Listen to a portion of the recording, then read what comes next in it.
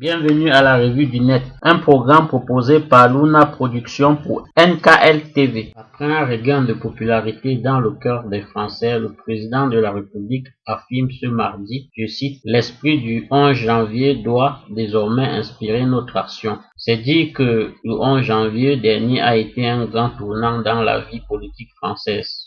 Il existe un apartheid territorial, social, ethnique en France. Ce sont les propos tenus ce mardi par le Premier ministre Manuel Valls à l'agence France Presse. Le Premier ministre a insisté sur la relégation périurbaine, la misère et les discriminations. Il faut regarder la réalité en face, a dit le Premier ministre. Le chef de gouvernement a ajouté, je cite, « Cette peur collective face au chômage de masse, au chômage de longue durée, au chômage de jeunes, face à la vie trop chère, au risque de déclin, à l'angoisse du déclassement individuel qui pousse au repli de soi, à l'angoisse des parents pour l'avenir de leurs enfants. » Une majorité des Français sont favorables à la livraison des missiles à la Russie. Auparavant, l'État français avait émis son refus de livrer à la Russie les navires de guerre Mistral. Les Français pensent qu'il est nécessaire de livrer les 2 Mistral que convoite la Russie. La Banque centrale européenne menace de diviser la zone euro. D'après la Tribune, la BCE veut laisser des banques centrales nationales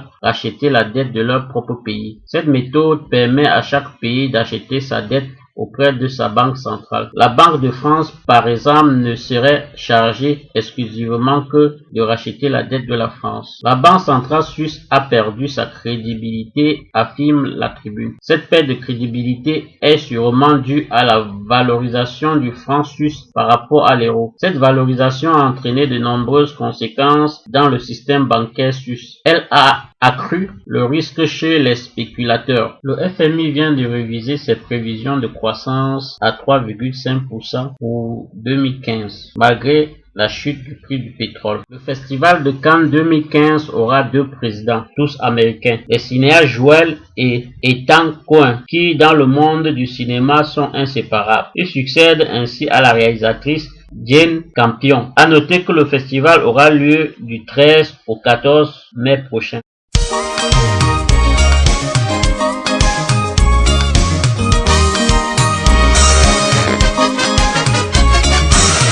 L'employé de l'ONU et la sœur Cécilia, de nationalité française, ont été enlevés ce matin à Bangui en République centrafricaine. La capitale de la République démocratique du Congo a connu ces jours des violentes heurts entre la police et les manifestants hostiles au régime de Kabila. Ceux-ci manifestent contre le texte de loi proposé par le régime et adopté ce samedi par les députés. Ces manifestations ont déjà fait au moins 5 morts des 2 côtés. Le Mali est toujours sur la menace des troupes islamiques. Ces troupes ont attaqué ce samedi le quartier général de l'ONU. Une série de tirs et de roquettes ont atteint le camp de l'ONU. Il faut rappeler ici que l'ONU agit dans le cadre de l'opération Barkhane. La Russie décide de soutenir le Cameroun dans la lutte contre Boko Haram. Il met à la disposition du Cameroun des armes lourdes, des missiles, des systèmes de protection aérienne, des véhicules blindés et est disposé à accueillir des Camerounais pour la formation à l'utilisation de ces équipements.